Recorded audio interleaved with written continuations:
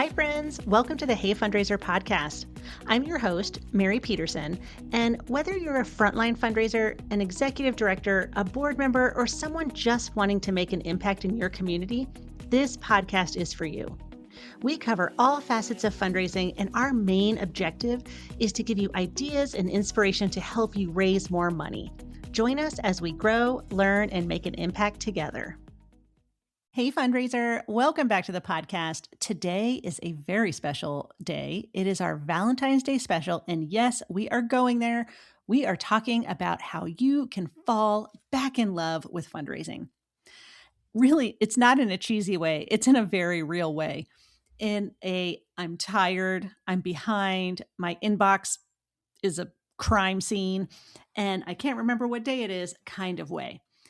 If you are burned out, you are not alone. You are human, and we are all just kind of feeling it these days. So today I'm going to give you the real reasons fundraisers burn out, what to stop doing immediately, and a simple reset that makes the work feel meaningful again without pretending that your workload isn't real. So first, we need to cover why fundraising stops feeling good. Burnout isn't just too much work. I mean, too much work can lead to it, but it's usually a mix of several things. It could be that you have no control over your calendar, that you have way too many priorities. The work is too much emotional labor or like cognitive load. You have too few wins, or you're performing. It's just too much performing. And here's the fundraising specific piece. When your work becomes a treadmill of tasks, you lose connection with the impact that the organization does. You start doing fundraising at donors instead of doing fundraising with donors. And that's when it starts to feel icky or exhausting or pointless. So if you want to fall back in love with fundraising, I want you to stop doing these three things this week. First, let's stop starting your day with your inbox.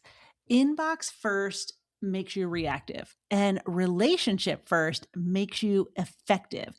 So instead of opening your inbox, I want you to open your database, your CRM, and find 3 people to call first thing in the morning.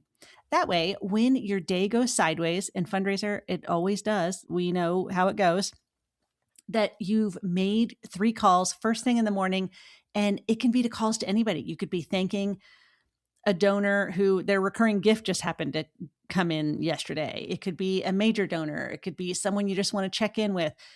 Like, just don't start your day with your inbox. Start your days building relationships. Second, stop carrying relationships that have no next step. If you're keeping warm, 70 prospects and you have no plan, you're not cultivating, and you're just kind of worrying, right? There's this churn, this spin in your head where you're thinking, I have all these people I've not been in touch with, but I really don't know what to do with them. I know what you can do with them. You can bless and release. There's no need to keep warm 70 people with no plan, with no cultivation strategy. So I want you to stop carrying these relationships that might not result in a major gift. Third is, let's stop confusing busy with progress.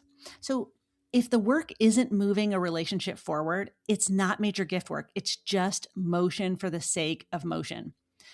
Every hour that you don't spend on, cultivating the right relationships, building a relationship rhythm out with your prospects and donors, asking for gifts, stewarding gifts, and packaging your programs into these amazing offers and outcomes, it's not the right work. So once you stop focusing on the busy work and start focusing on work that progresses relationships, your work is going to feel a lot better. Okay, so here is the Valentine's Day reset. It's simple and it works. 1, I want you to pick one story that makes you feel something, fundraiser. Not the biggest stat. Like, the story that reminds you why you work at this organization, the story that you want to tell to every person that you come in contact with, the story that almost moves you to tears or just gives you the goosebumps. I want you to think about that story. Secondly, I want you to pick one donor who actually cares. Not the hardest donor, not the most confusing donor, the donor who is aligned with you. I want you to pick up the phone and call that donor. And this is just about remembering that we can get energy from other people who care about the same things we do. And that's our donors. Step 3, I want you to send one permission-based message. And it's very easy. All you have to do is say, I thought of you, and when I saw this, could I get in touch to give you a quick update? Or can we meet for coffee so I can tell you this amazing story I just heard? Like, that's it. Because what you're really doing here is reconnecting to the relationship and the meaning. Burnout comes from feeling like you're alone. And a lot of fundraisers and executive directors, I hear this multiple times a day, that they feel like nobody really in their organization understands fundraising, and they're kind of just out on an island. So when you do these 3 things, you remember the story that makes you feel something. You pick one donor that you have a really great connection with, and then you send them a message and say, hey, let's get together. I have an amazing story for you.